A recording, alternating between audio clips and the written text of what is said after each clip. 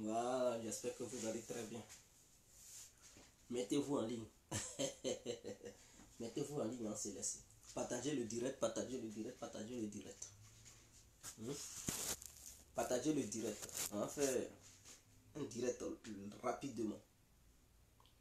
On va faire vite un direct. Vite fait. Donc, partagez le direct. Partagez-le, partagez-le. N'oubliez pas de me donner mes étoiles. Hein. Partagez le direct. Moi, je vais le faire. Vous faites pareil. Partagez le direct. Chers parents, chers amis, chers frères. Partagez le direct. On va faire le point. On va faire le point rapidement sur ce qui se passe en ce moment en Ukraine. Et pourquoi la Russie est la plus grande puissance mondiale en ce moment où je vous parle. Il n'y a aucune autre puissance capable de rivaliser les Russes en ce moment. Je le dis parce que c'est la vérité. Je ne lance pas des fleurs.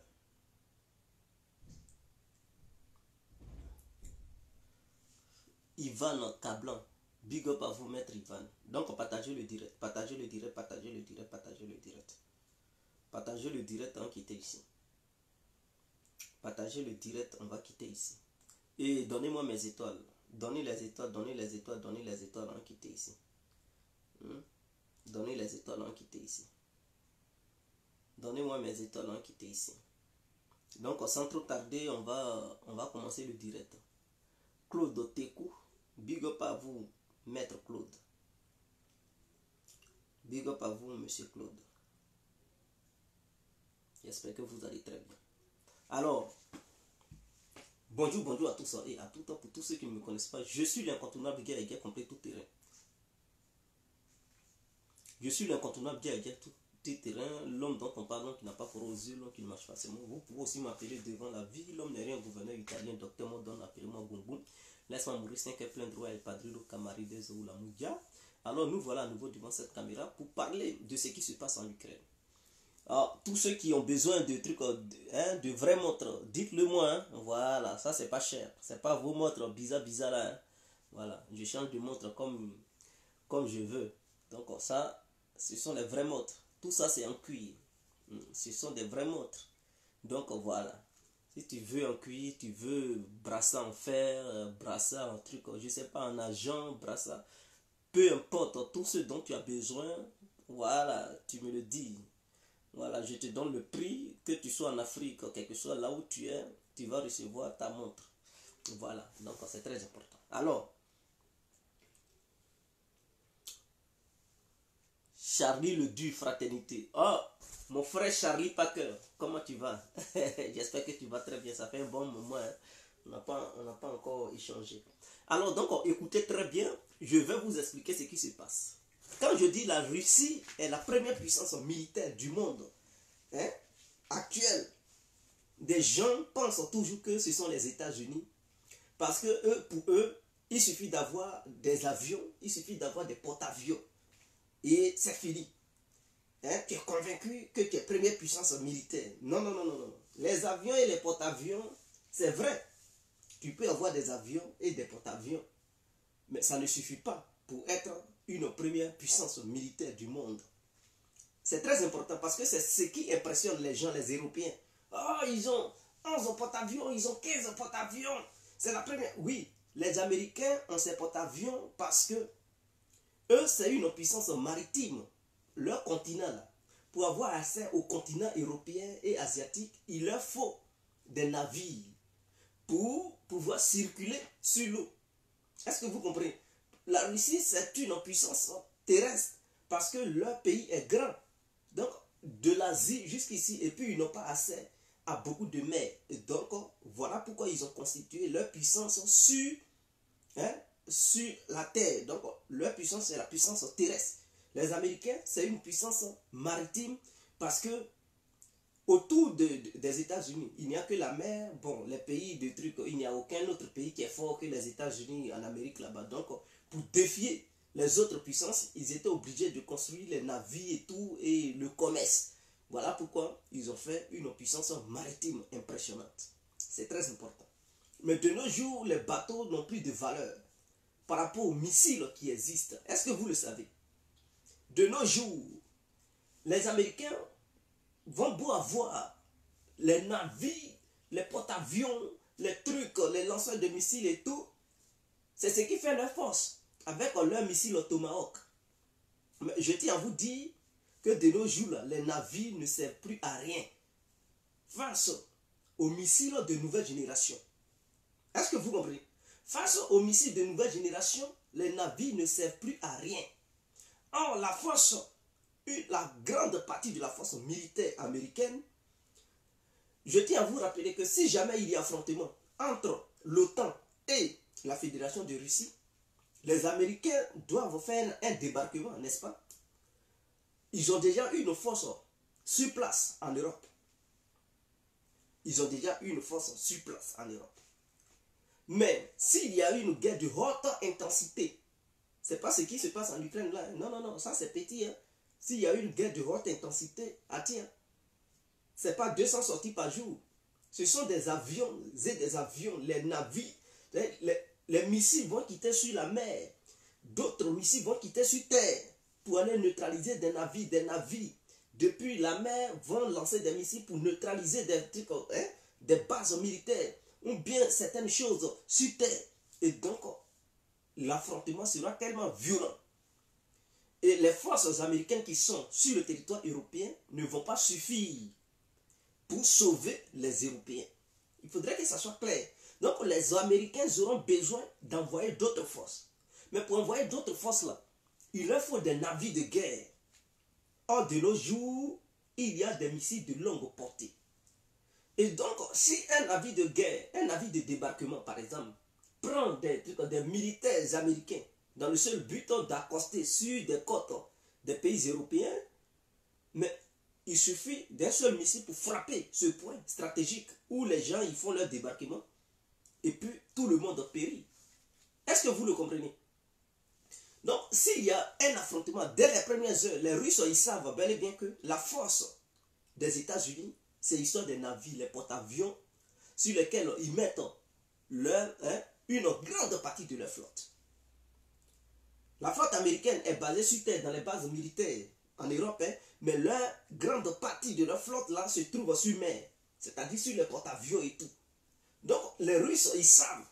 Et où les Américains sont forts, c'est leur Tomahawk, c'est leur missile de croisière. Ils ont peu sur terre. Leur force de dissuasion, c'est dans l'espace aérien et sur mer. Et donc les Russes, pour neutraliser les Américains et les affaiblir, c'est de s'apprendre directement aux forces navales américaines, c'est-à-dire bombarder tous les navires qui sont les porteurs de Tomahawk. Est-ce que vous me comprenez ce que je veux dire? C'est-à-dire s'il y a un affrontement direct entre Russie et les Américains, la première chose que les Russes doivent faire, c'est qu'ils vont s'apprendre directement aux porteurs de missiles Tomahawk, parce que c'est ça, le fameux missile Tomahawk, c'est ce que les Américains ont, c'est ça ils prennent pour faire malin. Et ceux qui portent les Tomahawks, ce sont les navires de guerre américains. Et donc, directement, ils vont s'apprendre à ces navires. S'ils réussissent à détruire une très grande partie de la flotte américaine, les Tomahawks auront du mal à être lancés depuis les mers. Et la deuxième menace, c'est dans l'espace aérien, c'est-à-dire à partir de l'aviation. Mais la Russie a une très bonne défense aérienne. Donc les avions américains ne vont pas s'approcher trop auprès des frontières russes. Donc ça va un peu peser sur les Américains. Les Américains ils n'ont pas assez de missiles au sol-air, sol en fait. Voilà. Les Américains ils n'ont pas assez de missiles sol-sol, c'est-à-dire les missiles comme par terre et puis ça tire de l'autre côté. Ils n'ont pas trop ça. Le missile qu'ils ont, c'est un sol, ou bien mer-sol.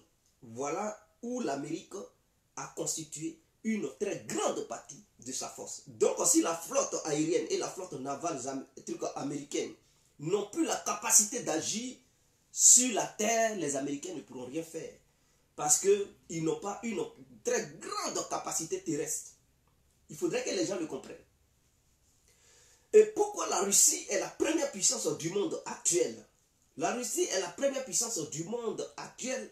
Parce que je tiens à vous le souligner sans rentrer dans les détails d'abord. Vous-même, vous comprenez que à cause de la Russie seule, 30 pays membres de l'OTAN s'unissent et les Américains se disent que ces 30 pays-là ne sont pas encore suffisants pour déclencher une guerre contre la Russie. Et donc, qu'est-ce qu'ils font? Ils essaient encore de chercher d'autres pays pour augmenter le nombre de pays de l'OTAN ou bien le nombre de pays qui vont de l'OTAN qui vont accompagner les Américains au cas où il y a une guerre. Voilà pourquoi ils veulent mettre la Suède, la Finlande et d'autres pays au sein de leur OTAN. Mais en dehors de ça, il y a quand même la Nouvelle-Zélande, il y a l'Australie. Ils veulent ajouter ces pays-là là-dedans. Comme ça va gonfler le nombre de pays de l'OTAN. Et quand ils seront prêts, peut-être ils vont vouloir faire front contre la Russie. Mais pour le moment, les Américains, ils font du lobbying. Tout ce qu'ils font là, c'est du lobbying autour des trucs de plusieurs pays pour, au cas où il y a une guerre face à la Russie, pour ne pas que les Américains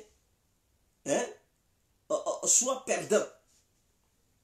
Parce qu'ils savent, ils vont beau crier, nous sommes la première puissance du monde. Nous investissons au moins 1000 milliards de dollars. Ils savent que la réalité, ce n'est pas ça. 1000 milliards de dollars, oui. Ils ont plusieurs bases militaires à travers le monde. Donc, ils doivent les entretenir. Les militaires américains, ils sont chers pour les payer. Là. Ça n'a rien à voir avec les militaires russes. Les militaires russes, eux, ils sont peu payés.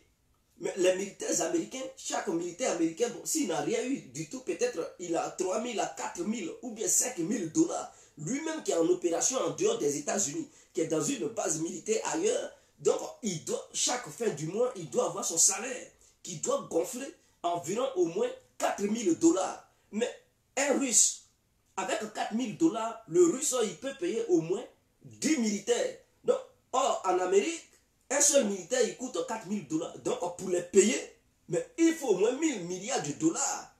Puisqu'ils ont plusieurs bases militaires à travers le monde. Et entretenir les équipements américains qui sont encore chers, l'entretien.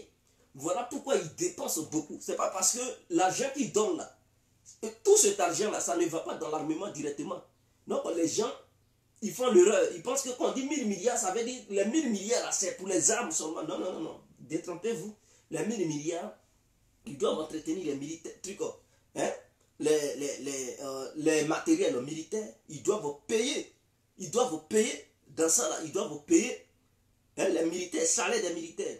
Dans ça, ils doivent financer les organisations dites non gouvernementales pour renverser des gouvernements, pour faire des coups d'État, des ONG. Ah oui, oui, oui, dans ces mines, ça rentre dans leur budget. C'est eux seuls qui font ça. Et donc, ça rentre, ils vont prendre de l'argent dedans pour faire certaines choses. Est-ce que vous comprenez? Maintenant, sans compter l'argent qui va dans les poches des hommes politiques, les personnes corrompues qu'on ne contrôle pas. Donc voilà, tout ça, c'est ce qui fait que le chiffre c'est impressionnant, mais en réalité sur le terrain, ce n'est pas le cas. Sinon, si c'était le cas il y a longtemps, en Ukraine, ils allaient dire, nous sommes la première puissance du monde. Nous soutenons l'Ukraine, on n'a pas besoin de l'Europe. On n'a pas besoin de l'Europe. Nous sommes la première puissance du monde, même si la Russie est une puissance nucléaire, on n'en a rien à foutre. Tout ce qu'on veut, que la Russie arrête immédiatement son opération militaire sur le territoire ukrainien. Dans le cas contraire, les États-Unis d'Amérique se permettent de déployer des forces militaires sur le territoire ukrainien pour contrecarrer les forces russes. Ils allaient prendre une telle décision aux yeux du monde entier pour affirmer leur suprématie militaire, pour affirmer leur puissance militaire, puisqu'ils disent qu'ils sont gendarmes du monde. Donc, c'est dans de telles situations ou bien, est-ce que le gendarme, il reste là et puis on tabasse quelqu'un, il dit, bon, si on te tabasse, c'est que si je vais payer tes soins médicaux, c'est que si je vais te donner l'argent puis à manger, c'est que si, tiens, couteau, va te battre. Et puis le gendarme, il dit, non, non, non. Quand tu te dis gendarme du monde, quand quelqu'un est en difficulté, tu dois le secourir, tu dois mettre fin à sa souffrance. Mais tu ne peux pas rester là assister pour dire, bon, Moi, je te donne l'argent, je vais te donner, je vais t'apprendre comment on lance coup de poing, va te battre. En tout cas, je suis là, je t'assiste. Non. Donc, quand vous regardez déjà, les Américains eux-mêmes, ils ne sont pas sûrs de leur propre puissance. Ils ne sont pas sûrs de leur propre puissance. Mais ils n'ont pas vu les Russes avec Bachar al-Assad. Quand les Occidentaux complotaient contre Bachar al-Assad pour le renverser et tout, ils finançaient et tout. Mais qu'est-ce que Poutine a dit? Lui, il a débarqué là-bas avec son armée. Il savait que l'OTAN soutenait les opposants Bachar. Il savait que l'Occident disait que non, Bachar al-Assad était un boucher. Et qu'il fallait le mettre hors d'état de vue. Poutine a dit, mais il a débarqué là-bas avec son armée pour faire barrage aux forces de l'OTAN, pour faire barrage aux rebelles qui voulaient renverser Bachar al-Assad. Il a lutté avec les pays membres de l'OTAN. Jusqu'à les Américains, ils n'ont pas digéré ça. Ils étaient obligés d'occuper une partie de l'Ukraine, de la Syrie, pour faire des bases militaires là-bas. Et confisquer cette partie-là. Soutenir d'autres Syriens. Parce qu'ils n'ont pas pu renverser Bachar. Et c'est comme ça. C'est comme ça. Une puissance qui se dit une puissance respectable et respectueuse, c'est comme ça qu'elle se comporte. Quand on a mis en danger, mais tu viens automatiquement, tu débarques dans son pays pour dire, bon écoute, moi je t'apporte assistance. Moi là, je suis là, je te défends. Toi et moi là, en tout cas, le problème que tu as là, on va avoir ça ensemble. Mais les Américains, ils ne sont pas sûrs de leur propre puissance. Ils ne sont pas sûrs de leur propre puissance. Leur puissance, c'est une puissance lâche. Parce qu'ils posent des actes de lâcheté sur le terrain. C'est-à-dire qu'ils envoient des militaires, mais de façon camouflée, pour dire non, ils sont allés là-bas seuls. Ce n'est pas les États-Unis d'Amérique qui les ont amenés là-bas. Ce sont des volontaires. Ils arment les Ukrainiens. Ils disent, bon, les Ukrainiens, on va les soutenir. Ils vont se battre jusqu'au dernier Ukrainien. Sans dire officiellement que nous, là, on envoie notre armée nationale pour faire barrage à l'armée russe. Ils ne le font pas. Donc, on appelle ça de la lâcheté. Est-ce que vous comprenez? Et puisque les Américains, ils savent qu'ils ne font pas confiance à leur puissance face à la Russie, ils sont obligés d'embarquer les Européens dans leur soutien envers l'Ukraine. Parce qu'ils savent que sans les Européens et puis eux seuls, Américains, soutenir l'Ukraine, il y a longtemps, pour l'Ukraine était déjà fini. Ils savent que leur soutien seul, le soutien seul américain face à la Russie, là, le soutien seul américain envers les Ukrainiens face à la Russie, les Russes allaient prendre une très grande partie de l'Ukraine. Parce qu'ils ne pouvaient pas. Malgré qu'ils disent qu'ils sont puissants, mais ils ne peuvent pas. Alors qu'est-ce qu'ils font? Ils embarquent toute l'Europe à soutenir l'Ukraine. Est-ce que vous comprenez même? C'est-à-dire, eux, ils se disent première puissance du monde. Et que tout le monde les craint. Mais pour soutenir l'Ukraine, ils sont obligés de faire des tapages, demander à toute l'Europe. Et une très grande partie des pays nucléarisés de soutenir l'Ukraine pour pouvoir avoir gain de cause face à la Fédération de Russie. Parce que eux, ils savent que eux, Américains seuls, plus aux Ukrainiens face aux Russes, ils n'ont pas la chance d'avoir gain de cause face à l'armée russe. Et donc, pour avoir gain de cause face à l'armée russe, ils sont obligés de se coaliser. Et l'Amérique a toujours fonctionné comme ça. Je tiens à vous rappeler que la Russie est la première puissance mondiale. Pourquoi? Parce que la guerre, c'est l'opération que la Russie fait en Ukraine. Aucun pays au monde n'a jamais fait une telle opération. Je vous le dis. Je dis aucun pays au monde. D'autres vont parler de Première Guerre mondiale, Deuxième Guerre mondiale. La technologie n'était pas avancée que ça. Lors de la Première Guerre mondiale, regardez les avions que les gens utilisaient. Première Guerre mondiale, Deuxième Guerre mondiale. Il n'y avait pas d'avions fugitifs. Il n'y avait pas une technologie de drones avancée.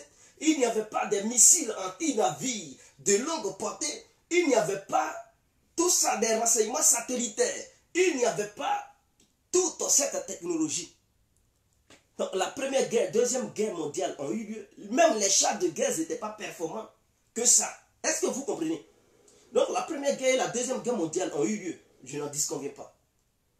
Mais cette guerre-là, ça n'a rien à voir avec ce qui se passe en Ukraine. Écoutez-moi, l'Amérique seule n'a jamais fait une guerre et l'a remportée. N'a jamais croisé un pays puissant comme l'Ukraine et remporté une victoire. Mais sur quoi les gens se basent pour dire que les Américains sont premiers en matière d'une puissance militaire? Ils ont déjà remporté quelle victoire militaire? Parce que partout où les Américains vont, ils y vont avec leurs alliés. Ils ne vont jamais seuls. Les Américains ne sont jamais allés seuls en guerre pour espérer remporter une victoire. Tout le temps, ils embarquent les autres pays. Ils embarquent les autres pays, soi-disant leurs alliés. Tout le temps, partout où ils vont, même que ce soit un petit pays qui n'est pas trop armé, ils vont là-bas avec leurs alliés. Parce qu'ils ne sont pas sûrs même de gagner la bataille. Je prends le cas du Vietnam. Mais les Américains sont partis au Vietnam. Ils n'étaient pas seuls. Il y avait les Anglais qui soutenaient les Américains. Il y avait même un truc, les Français qui soutenaient les Américains. La guerre du Vietnam qu'ils ont perdu là. Mais le Vietnam n'avait pas reçu une très grande assistance militaire de la manière l'Ukraine en reçoit. Une très grande assistance militaire. Le Vietnam n'avait pas reçu ça. Parce que ce que l'Ukraine reçoit comme assistance militaire, c'est quoi? Des milliers de drones qui pleuvent. C'est-à-dire, les pays membres de l'OTAN, les 30 pays, chaque pays envoie. D'autres même, ils envoient toutes les armes qu'ils ont dans leur pays. Ils donnent ça aux Ukrainiens. Mais au temps du Vietnam, mais l'URSS n'avait pas donné tout son armement aux Vietnamiens. La Chine n'avait pas donné tout son armement aux Vietnamiens. Il n'y avait pas de pilote chinois au Vietnam. Il n'y avait pas de pilote russe au Vietnam. Ils n'avaient pas apporté une assistance massive aux Vietnamiens. Malgré cela, les Américains et leurs alliés ont perdu au Vietnam. Ils n'ont pas pu gagner. Ils ont fui là-bas. La queue entre les jambes au Vietnam. Ils ont perdu la guerre. Je parle de ça pour que vous compreniez. Lors de la Deuxième Guerre mondiale, lorsque les Américains ont fait blocus avec leurs alliés sur le Japon, je dis bien avec leurs alliés sur le Japon. Parce que ce qui s'est passé là, la guerre entre le Japon et les Américains, ils disent entre le Japon et les Américains, mais les Australiens soutenaient les États-Unis d'Amérique parce que les soldats australiens étaient aux côtés des soldats américains. Les soldats britanniques étaient aux côtés des soldats américains. C'est ce que les gens ne vous disent pas, mais c'est ce qui est la vérité. Donc, en Deuxième Guerre mondiale, la technologie qui n'était pas si avancée que ça, les Américains n'arrivaient même pas à faire soumettre le régime japonais, dirigé à son temps par l'empereur Hirohito, qui était l'empereur du Japon. Il ne levait même pas le drapeau blanc. Les Américains étant agacés avec leurs alliés, oui, avec leurs alliés, n'ayant pas la capacité militaire capable de prendre tout le Japon, ils étaient obligés d'utiliser l'arme nucléaire. Oui, c'était ça leur dernier recours parce qu'à un moment donné, ils subissaient une perte énorme. Et quand ils regardaient, ils disaient non, on ne peut pas. Parce que sur le champ de bataille, les soldats américains mouraient comme des mouches. À un moment donné, ils ont constaté que non, c'était impossible de continuer. Parce que les Japonais ont créé ce qu'on appelle kamikaze. C'est-à-dire, c'est des gens, ils n'avaient pas peur de la mort. Ils restaient dans leurs avions,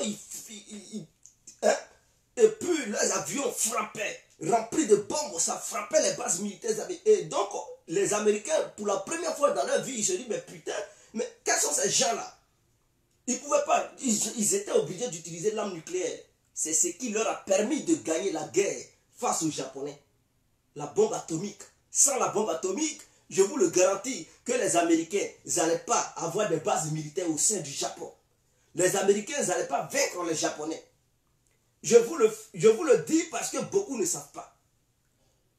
En Irak, lors de la guerre du Golfe, Saddam Hussein, l'armée de Saddam Hussein n'était pas puissante que l'armée ukrainienne, n'avait pas une technologie que l'armée ukrainienne. L'armée de Saddam Hussein n'a pas été assistée par les pays puissants du monde. Armée Saddam Hussein pour dire non, faites front aux Américains. Si cela arrivait, une semaine seulement, les soldats américains allaient fuir les guerres. Ils allaient fuir le terrain de bataille pour dire non, non, on ne peut pas. On paie assez d'hommes, donc nous ne pouvons pas. Ils allaient fuir. Est-ce que vous comprenez? Tous les pays que les Américains ont affrontés n'ont pas eu une assistance militaire foudroyante de la manière l'Ukraine reçoit cette assistance militaire.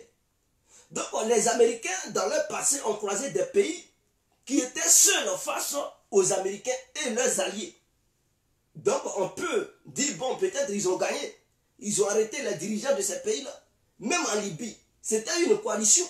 Mais la Libye a reçu quoi comme aide militaire de la part de plusieurs puissances militaires? Est-ce que Kadhafi avait reçu une aide militaire de d'autres puissances militaires pour faire front à l'OTAN? Non, Kadhafi était seul. La Libye était, même l'Afrique avait délaissé le truc à la Libye. Et ils sont allés faire leur propagande sur la Libye. Et ils ont fait ce qu'ils ont fait à Kadhafi. Mais aujourd'hui, ce qu'on voit en Ukraine, c'est autre dimension de guerre. Une autre dimension de guerre. Et donc les gens doivent peser le pour et le contre. Quand ils disent les Américains sont forts, ils sont forts dans quel domaine? Ils ont déjà gagné quelle guerre?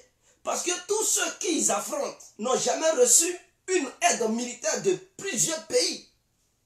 Mais l'Ukraine, qui soutient l'Ukraine? On dit les pays les plus industrialisés du monde. Les plus avancés technologiquement parlant. Les pays nucléaires du monde. C'est 3 pays nucléaires qui soutiennent l'Ukraine. L'Angleterre, la France et l'Amérique. N'oubliez pas ça. Ah oui, oui, oui, oui, oui, oui. 3 pays nucléaires, même, je dirais même Israël, apporte aussi son expertise à l'Ukraine. Donc, je peux dire 4 pays nucléaires qui sont les alliés des Ukrainiens.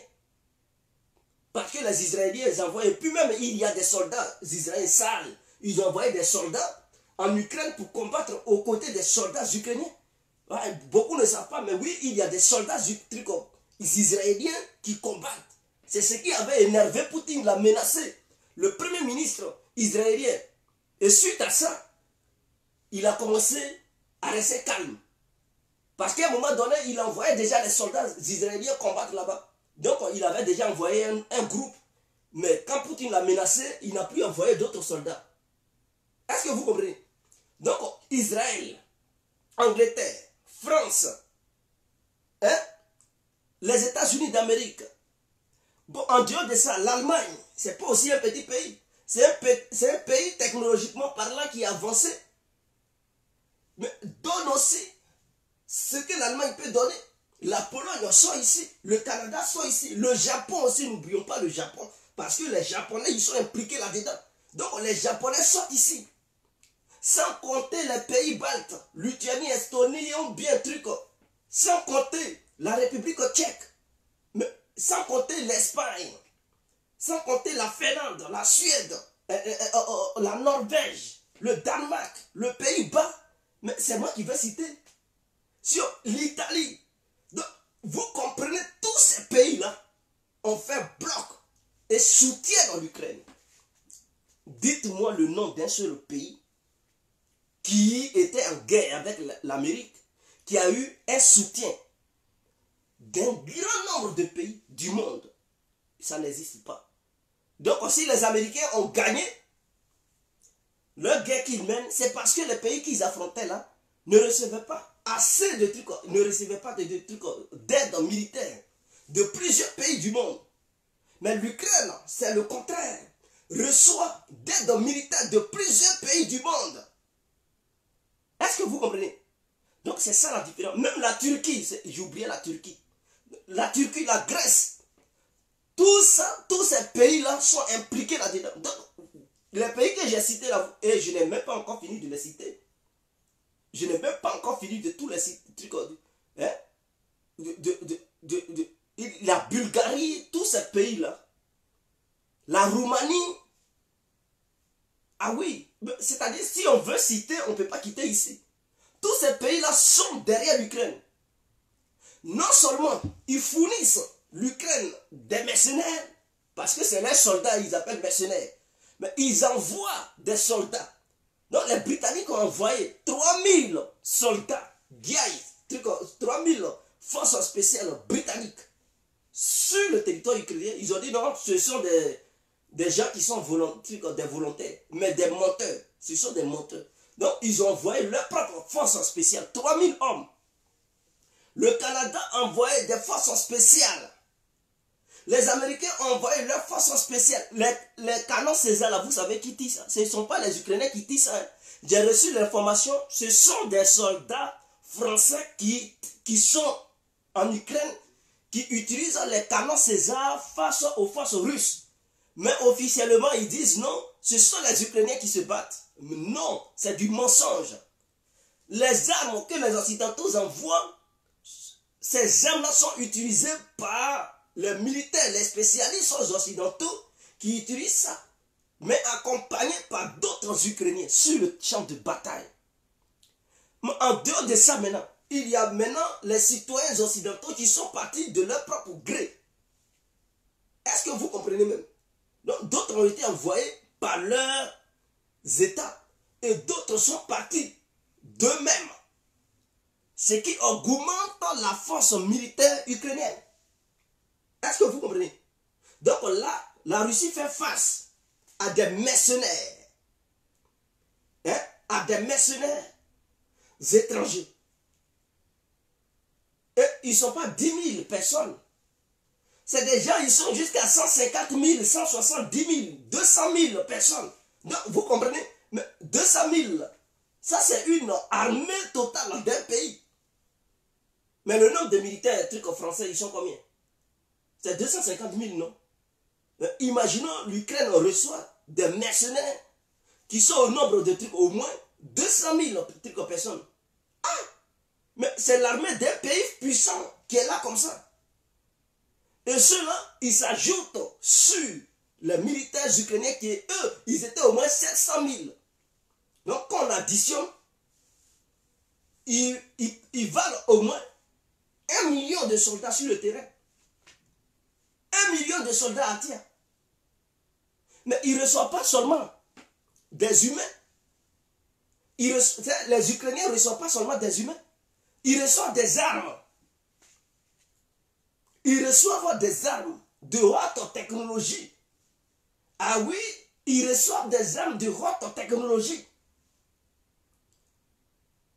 Que ce soit les drones, mais ce sont des armes de haute technologie. Parce que ce n'est pas tous les pays qui peuvent fabriquer drones. Ah oui, oui, oui. Tous les pays là, qui se disent des pays forts, eux tous, ce n'est pas eux tous qui sont capables de fabriquer drones. Parce que drone là, c'est une autre technologie à part. Donc, drone, on peut dire que ce sont des missiles volants qui peuvent rester en l'air, venir, voilà, ou bien des avions volants sans pilote. Donc, ce n'est pas n'importe quel pays qui peut fabriquer des drones. Les pays qui fabriquent des drones, dans ce monde-là, on les compte, ils sont 1-1. Est-ce que vous le savez? Les pays fabricants de drones sont 1-1 dans ce monde-là. Ce ne sont pas tous les pays qui sont capables de fabriquer les drones. Donc, fabriquer un drone, ça mérite une certaine technologie. Or, les Américains, les pays qu'ils ont croisés dans leur passé, ils n'avaient même pas de drone.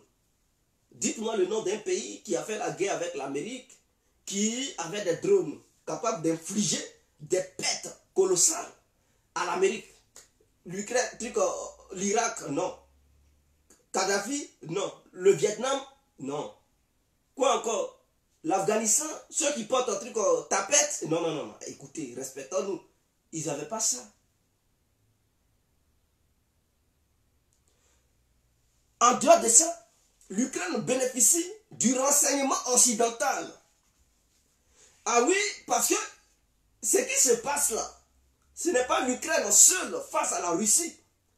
Or, on ne peut pas faire une guerre sans aucun renseignement. Donc, le renseignement des Occidentaux, l'Ukraine bénéficie de ça.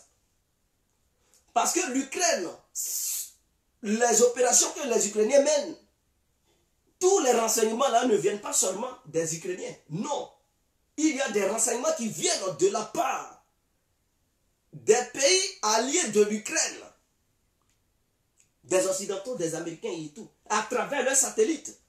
Et donc, quand les colonnes des blindés russes viennent, à travers les satellites, quand ils localisent, eux, ils donnent les informations aux Ukrainiens pour dire les Russes arrivent. Ils sont sur telle voie, voici les coordonnées. Vous pouvez lancer des missiles. Sinon, si c'est l'Ukraine seule là, ne peut pas avoir ces informations.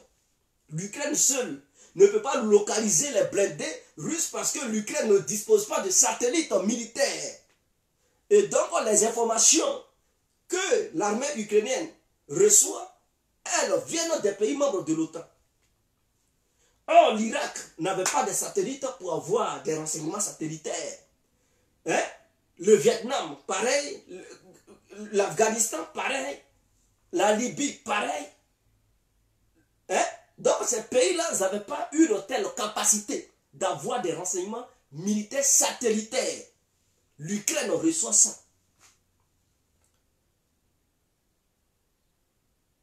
Tout, hein?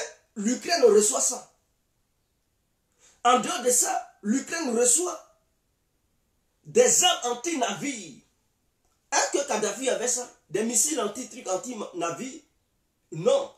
Si Kadhafi avait ça, mais les bateaux, les navires de l'OTAN n'allaient pas s'approcher des côtes libyennes.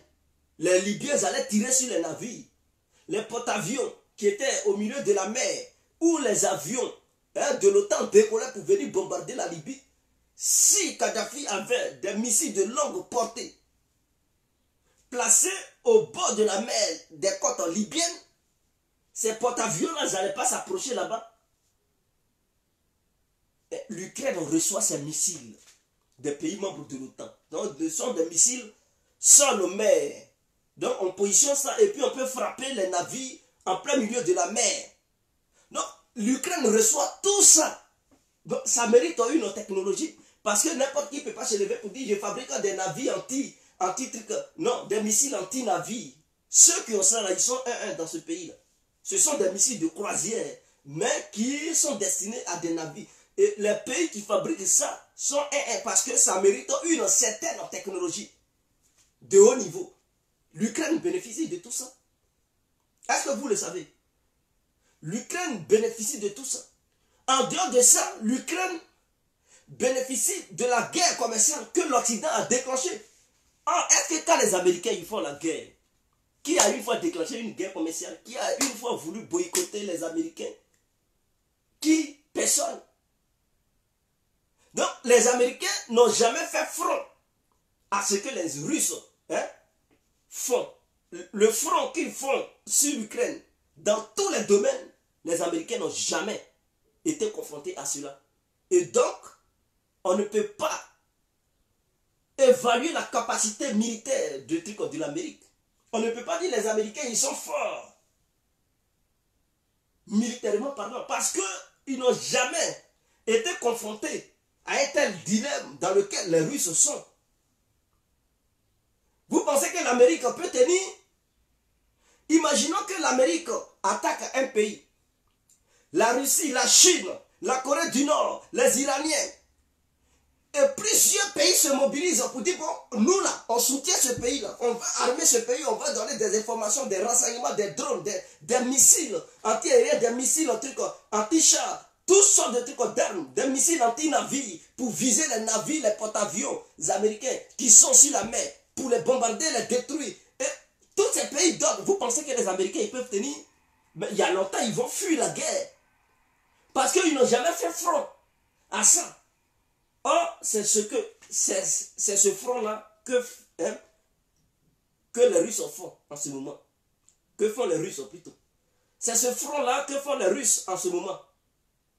Ce front où les Russes combattent plusieurs pays en même temps. Nous, on voit seulement l'Ukraine, mais ce n'est pas l'Ukraine. Parce que tu ne peux pas mener une guerre si tu n'as pas d'argent. Ah oui, oui, oui. Parce que les soldats, j'ai appris, parce que j'ai regardé, un soldat qui meurt, Poutine donne 200 000 € aux parents. Pour ne pas que les parents se révoltent. Est-ce que vous comprenez? C'est-à-dire, les soldats russes qui sont sur le front, chaque soldat qui est mort, Poutine donne aux parents 200 000 €. Et donc, voilà pourquoi les parents ne parlent pas. Donc, quand ton fils meurt, tu as 200 000 € que Poutine te donne. Il envoie des gens dans ton domicile pour apporter un truc voilà, que l'armée a fait pour dire ton fils est un héros, avec des fleurs, plus une enveloppe de 200 000 euros, pour dire ah, il est mort pour la patrie en défendant les trucs, mais voilà, pour ne pas te laisser comme ça, tiens, tu vas essuyer tes larmes.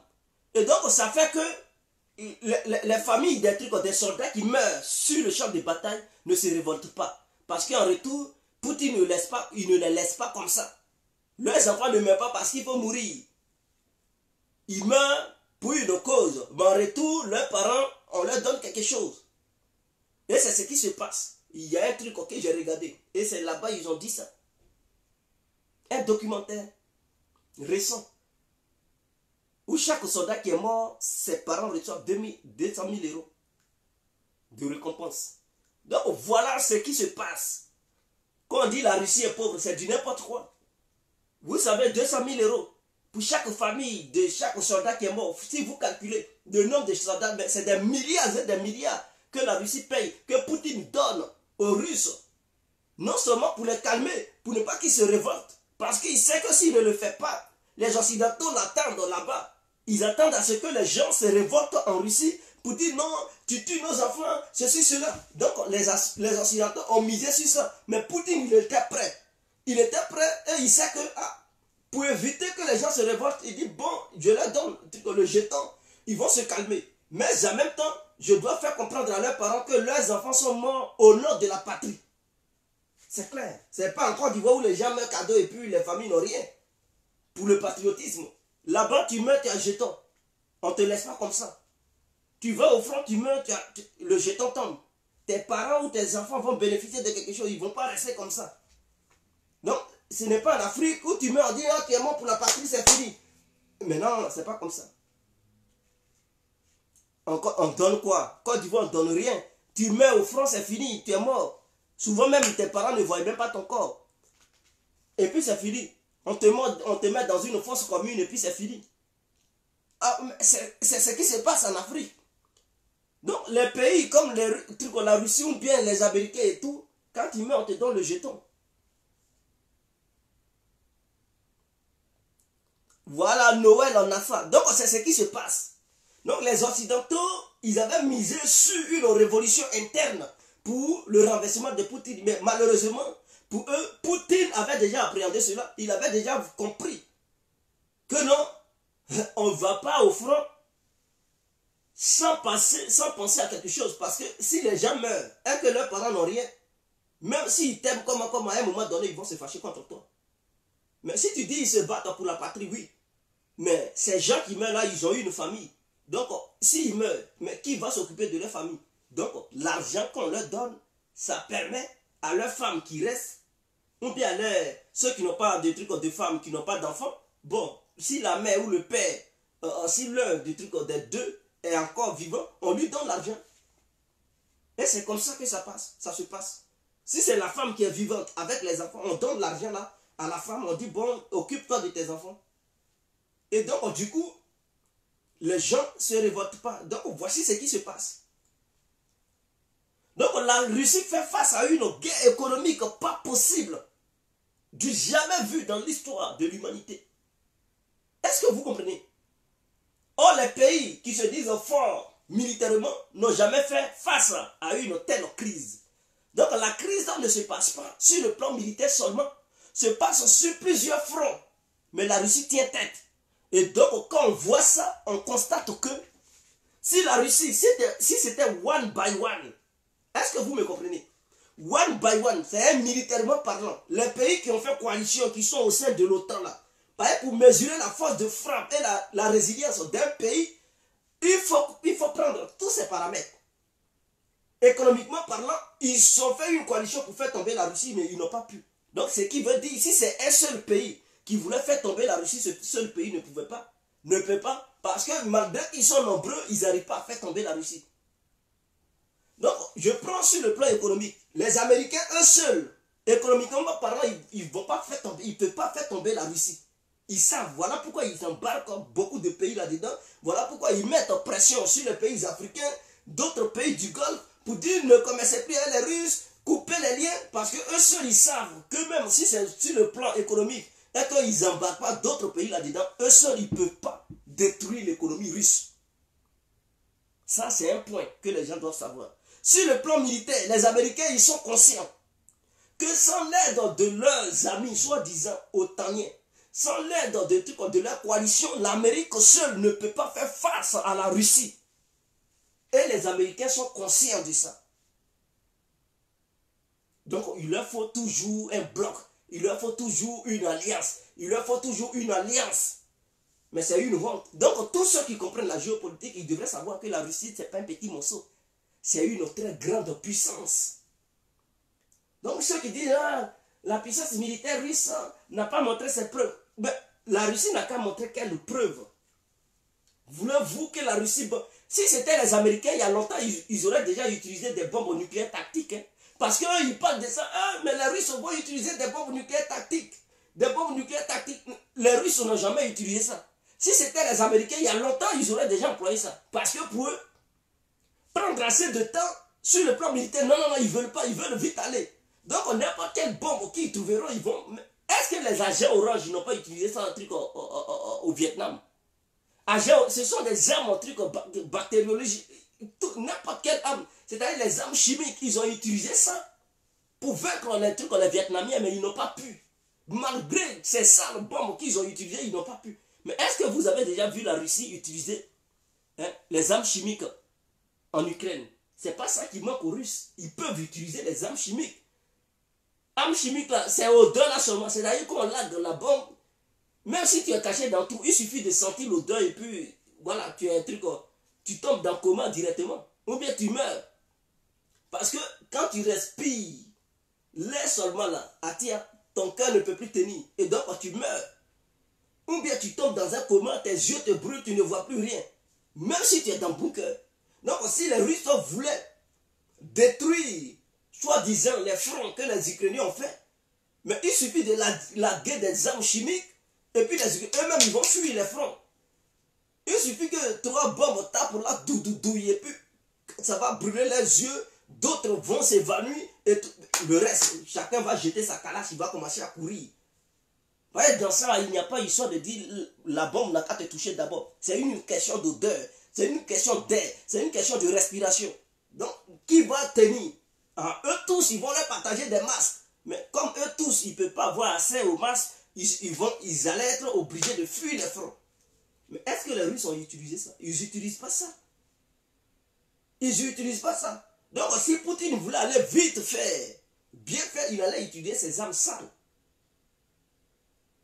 Des bombes nucléaires tactiques. Mais les Américains, ils ont utilisé les armes chimiques en Irak. Que ce soit en Libye, ils ont utilisé ça. Que ce soit au Vietnam, en Afghanistan, ils ont utilisé ces genres de bombes. Parce que pour eux, il faut aller vite. Ils bombardent à tout va sur des maisons des civils. Ils bombardent n'importe 24 heures sur 24 heures. Armes chimiques, armes, bombes au salaud, bombes à sous-munitions. Ils bombardent. Et c'est ce qu'ils font. Mais contrairement aux Russes, ce que les Russes font, c'est professionnel. C'est du jamais vu. C'est quelque chose que les gens doivent étudier à l'école. Dans les écoles de guerre, les gens vont étudier la guerre entre la Russie et l'Ukraine. Malgré cela, la Russie réussit à gagner du terrain. Est-ce que vous comprenez? Donc, c'est ça qu'on appelle force militaire. Vous pensez que la France, par exemple, va attaquer un pays et que ce pays-là reçoit le soutien des pays puissants du monde, et puis la France peut gagner du terrain sur le plan militaire? Non, elle va prendre une raclée vite fait. C'est-à-dire, imaginons, je prends même le cas de la Libye, où Sarkozy voulait attaquer la Libye. Imaginons, il attaque la Libye. La Russie dit, bon, nous on soutient la Libye. La Chine dit, on soutient la Libye. La Corée du Nord dit, on soutient la Libye. Comment on appelle ça? L'Iran dit, on soutient la Libye. L'Algérie dit, on soutient la Libye. Le Niger dit, on soutient la Libye. Et puis tous ces pays-là envoient des armes à Kadhafi. Ils donnent des armes, ils donnent des armes.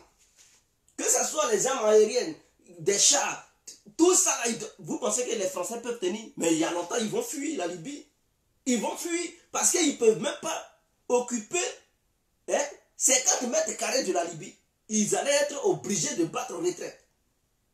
Parce qu'ils n'ont pas une puissance capable de résister face à un pays qui reçoit plusieurs soutiens de plusieurs pays, bien militarisés et technologiquement parlant avancés. La France ne peut pas. Et donc, ce que les généraux français ils disent sur les médias, c'est du n'importe quoi. C'est du n'importe quoi parce qu'eux-mêmes, ils n'ont jamais été sur un terrain de guerre d'une telle intensité. Depuis qu'ils sont nés, aujourd'hui, ils sont vieux, ils sont dans leur salon ou bien sur les plateaux de télé. C'est eux qui sont devenus les grands analystes. Ils ont déjà fait une telle guerre. Jamais. Ils pensent que cette histoire d'Ukraine, c'est une histoire d'Afghanistan ou bien d'Irak ou bien de la Libye. L'Ukraine est un pays armé. Est un pays qui fabrique ses propres armes. Des missiles à longue portée. Ce qui n'était pas le cas de la Libye, de l'Afghanistan, de l'Irak et tout. Ce qui n'était pas le cas du Vietnam. Donc, il faudrait que les gens fassent la part des choses. Donc, c'est sur ça que je me base. Et puis, je dis, les Russes sont vraiment forts. Militairement parlant, ils sont forts. Parce que si on prend les pays membres de l'OTAN, si on dit chaque pays n'a qu'à affronter la Russie, un à un, ils ne peuvent même pas. Sans recevoir l'aide de qui que ce soit, ils ne peuvent même pas. Pourquoi ils sont dans l'OTAN? C'est parce qu'eux-mêmes, ils ne se font pas confiance. Mais c'est ça. C'est-à-dire, tu dis tu es fort que l'autre. Maintenant, on dit, ah, bon, il est seul. Pour te battre avec lui, là, tu dis, non, non, non, j'ai besoin de mon boy, j'ai besoin de mon groupe, allons-y. Le tabasser. Ah, mais tu te fais confiance, mais tu appelles encore un truc au groupe, tu appelles encore ton boy. C'est pas clair. Ou bien, de vous à moi, si tu te dis que tu es trop fort, tu as force, et que tu sais faire palabre, l'autre aussi, lui, il dit il est fort. Il dit, il t'attend. Maintenant, pour aller te battre avec lui, là, tu dis non, tu ne veux pas aller seul. Tu as besoin de ton groupe. Tu dis, bon, on est combien? On est 30 personnes, voilà, il va nous voir aujourd'hui, là. Il va nous sentir de quel bois on se réchauffe. On dit, non, non, non, il faut aller seul. Tu dis, non, non, non, nous, on est nombreux. C'est que si tu me touches, c'est que tu as touché mes éléments. Donc, tu fais bouche parce que tu comptes sur tes éléments. C'est ça l'OTAN. Est-ce que vous comprenez? Les Américains, ils aboient, ils crient, ils se disent gendarmes du monde parce qu'ils font confiance à l'OTAN, aux autres membres qui sont de même groupe que... Parce qu'ils se disent que même si eux, ils provoquent une guerre ailleurs, et que c'est chaud, les autres vont leur venir en aide. Voilà sur quoi ils se basent, et puis ils crient, ils gueulent, et puis ils se disent gendarmes du monde. La France crie, montre les muscles, parce que les Français sont convaincus que même si, dans leur calcul de gonflage de muscles, s'ils font une erreur et qu'ils provoquent un pays comme la Russie, ils ne seront pas seuls face aux Russes. Ils savent que les autres pays membres de l'OTAN vont leur venir en aide. Donc, ils se battent sur ça. Et puis, ils crient. Mais la Lituanie qui bloque le truc, vous pensez que les Lituaniens, ils sont combien? Les Lituaniens, ils ne valent même pas 4 millions. On dirait qu'ils sont 3 millions d'habitants dans leur pays. Et ils disent, non, nous on ne veut pas, on bloque le passage entre Kaliningrad et tout. Mais vous pensez qu'ils font ça de leur propre gré. Et puis ils sont là, ah, si vous nous touchez là, c'est que vous avez touché l'OTAN. Donc voilà des gens, ils crient, ils montent, ils rougissent les yeux parce qu'ils comptent sur l'OTAN. Ah, l'article 5, si tu me touches là, c'est que tu as touché le Boeing, tu as touché le groupe. Ah, donc tu comptes sur le groupe, à quoi ça tu fais n'importe quoi. C'est sur le groupe, tu comptes et puis tu fais n'importe quoi. C'est ça le problème. Et c'est ça aussi le cas de la Turquie. Quand les Turcs agressent la Syrie, quand les Turcs font n'importe quoi, ils gonflent les muscles au Moyen-Orient, c'est parce que les Turcs, Erdogan, il est convaincu que si jamais la Syrie rentre en confrontation, ou bien la Russie dit, bon, tu attaques la Syrie, moi je riposte, ils savent que ses amis, membres de l'OTAN, vont venir l'aider. Et donc, ils ont cette mentalité-là.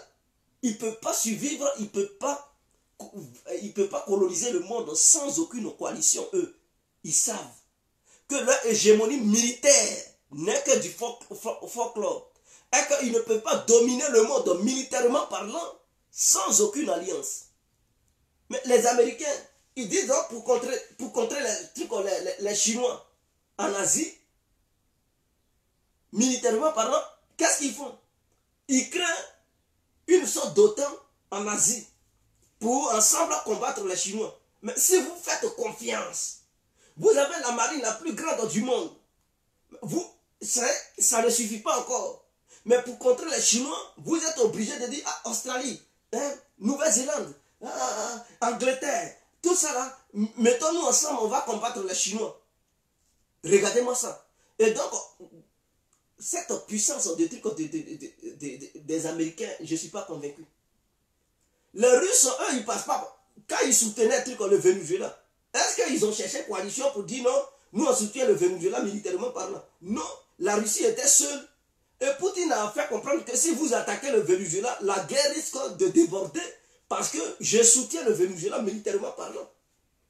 Donc les Russes, quand ils soutiennent militairement parlant, ils ne vont pas là-bas au nom d'une... Ils soutiennent les Maliens. Avez-vous vu les Russes chercher une coalition pour dire non, ah, nous seuls on ne peut pas, hein? On ne peut pas, le Mali est grand, nous seuls on ne peut pas. Non. Mais les Français, qu'est-ce qu'ils font? Ils sont obligés de chercher une coalition. Je sais que Sahel, ça ne suffit pas, hein? Opération Takuba.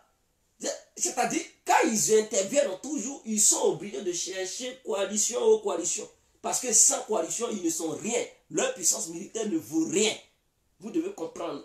Et donc, c'est tellement simple. Même un nouveau-né qui vient de naître, il sait bel et bien que la Russie, c'est une puissance militaire à craindre. Voilà pourquoi, face à la Russie, ils sont obligés, les Européens sont obligés d'être dans une alliance pour pouvoir un peu se sentir à l'aise, pour pouvoir gueuler face à la Russie, pour pouvoir tenir. Mais malgré cela, ils ont toujours peur de la Russie. Est-ce que vous comprenez? Malgré qu'ils sont dans une alliance de plusieurs pays militarisés, technologiquement avancés, ils ont toujours la crainte de la frappe de la Russie. Non, vous comprenez déjà? Ils disent non, c'est parce que la Russie a l'arme nucléaire. Même si on dénucléarisait la Russie, ils n'allaient pas attaquer la Russie comme ça.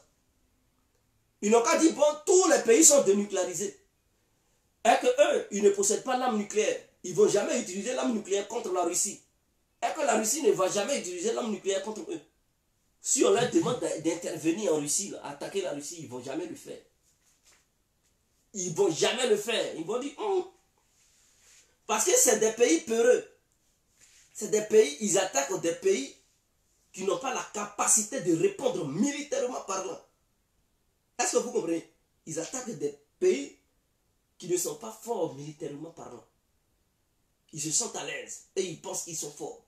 Mais quand même si c'était l'Ukraine, ils n'allaient pas pouvoir toucher l'Ukraine. Hein. Devant le Venezuela, quand la Russie a armé le Venezuela, les Américains, ils ont dit, oh, on va vous attaquer, mais pour finir, ils n'ont pas pu attaquer. Hein. Ils ont eu peur. Ils ont dit, parce que la Russie avait équipé le Venezuela de missiles anti-navires, de missiles anti-aériens. Il leur a donné des armes. Et Maduro a mobilisé le pays pour dire au cas où les gringos viennent nous attaquer là, on va en découdre avec eux. Qu'est-ce qu'ils ont? C'était au temps de Trump, hein? Il était agité. Il avait même nommé quelqu'un un vote en guerre, spécialement pour le Venezuela. Pour prendre le Venezuela, ils ont même reconnu un opposant comme le président légitime, Guaido. L'Europe, mais ils n'ont pas pu atterrir au Venezuela pour faire n'importe quoi. Parce qu'ils avaient peur de leurs propres avions, de leurs propres navires. Parce que le Venezuela, c'est l'un des pays les plus militarisés en Amérique là-bas. Est-ce que vous le savez? Le Venezuela est plus militarisé que le Brésil. Allez-y chercher, vous allez savoir. Est plus militarisé que le Brésil, est plus militarisé que la Colombie. Donc, les Américains, ils sont conscients de ça. Donc, ils ont tout fait. Ils ont tout fait. Même leur blocus naval qu'ils ont mis. Le Venezuela et l'Iran ont débloqué le blocus.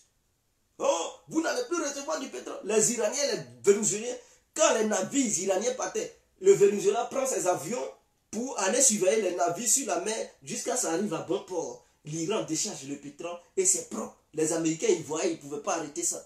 Parce que les deux pays étaient déterminés pour dire, ah, s'ils veulent, on va en découdre.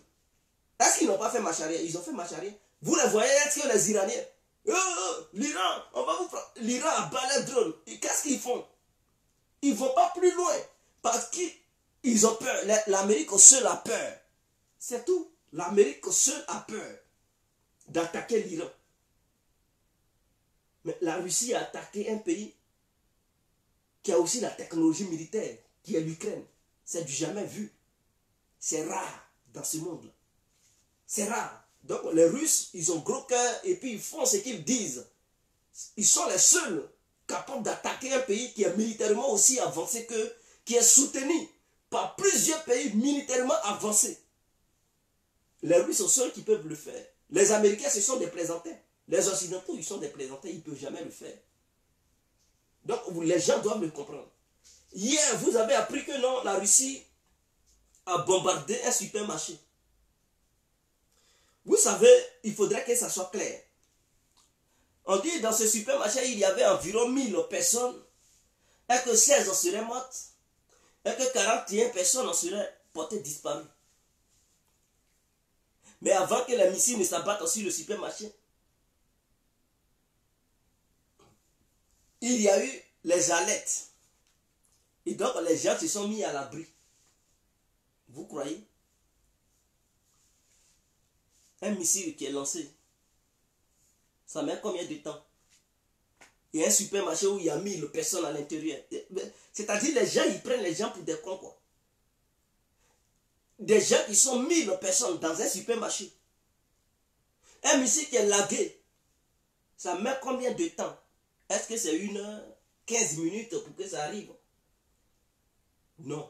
Un missile qui est lagué, si ça trop mis, c'est 3 minutes à 4 minutes. Les gens n'ont pas le temps de sortir du supermarché parce que si les gens leur disaient que il y a un missile qui est lagué, mettez-vous à l'abri. Mais qui savait que le missile allait s'abattre sur le supermarché? Tout ce que les gens allaient faire, donc, restez dans le marché et ne sortez pas parce qu'il y a un missile qui vient. Ils ne vont pas leur dire, oh, sortez, sortez, allez-y au dehors. Mais c'est dehors là même qui est risqué. Et même, pour sortir là, il allait avoir du carnage. Parce que chacun allait vouloir sortir. Donc, tout ça là, il n'allait pas avoir du passage. Ah oui, on dit missile arrive, tu es dans un bâtiment, vous êtes 1000. On dit missile arrive, tiens, tu as sorti comment? Mais ils vont se cogner, d'autres vont bloquer la porte. C'est la lutte. C'est la lutte. Et donc, pour sortir même, ça allait être des problèmes. D'autres allaient tomber sur la porte à l'entrée. Ils allaient être évanouis. D'autres, ça allait tuer plus de personnes. Si ce supermarché était ouvert et qu'il y avait 1000 personnes, il allait y avoir 500 personnes mortes sur place. Vous ne voyez pas les flammes? Le missile a frappé. Vous ne voyez pas les flammes? Et puis ils vont dire non, les gens, ils étaient 1000, et puis c'est 16 qui sont morts, 41 disparus. Écoutez, respectons-nous un peu quand même. Respectons-nous un peu. La vraie version, là, la vraie réalité, c'est que ce supermarché-là était fermé. Et à côté du supermarché-là, il y a eu une gare ferroviaire. Et c'est sur cette gare ferroviaire-là, est-ce que vous m'écoutez? C'est sur cette gare ferroviaire-là que le trafic d'armes des pays membres de l'OTAN passe pour alimenter l'est de l'Ukraine. Et dans cette gare-là, il y a une usine de réparation de trucs de train.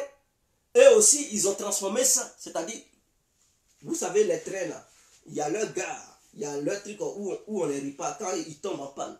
Donc, à côté du supermarché là, il y avait cette usine de réparation de train.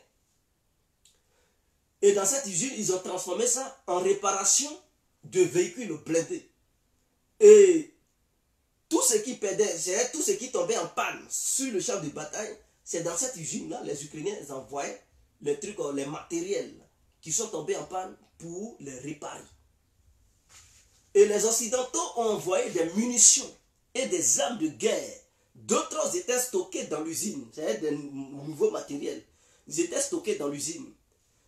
Et les munitions qu'ils ont envoyées, ils ont mis ça dans le supermarché, ils ont fermé le supermarché. Et donc à un moment donné, le supermarché ne fonctionnait plus. C'était utilisé comme un dépôt de munitions. Est-ce que vous comprenez? Donc c'était fermé. Ceux qui travaillaient là-bas, là, c'est ceux qui travaillent sur les trucs, comment on appelle? C'est-à-dire, dans le supermarché, il y a toujours un dépôt. C'est pas là où on vend les trucs, les aliments. Non. Dans chaque supermarché, il y a là où on vend les aliments. Et dans le supermarché, il y a un dépôt. Les magasins où on garde ce qu'on ne met pas en valeur là. Voilà. Et là-bas, là, c'est là-bas, ils ont mis les armes, les munitions et tout. Et de là, ils bataillent ça. Chaque bataillon reçoit sa part.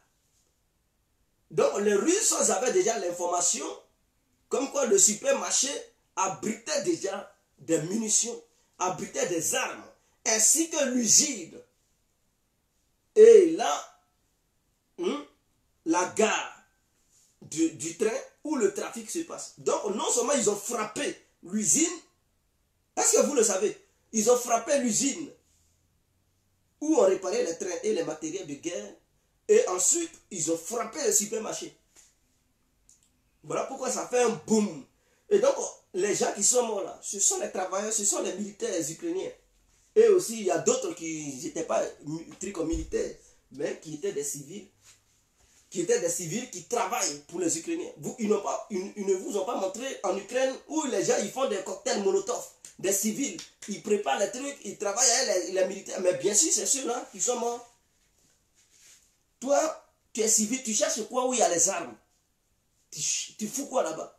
Tu es civil, reste dans le coin où il y a civil.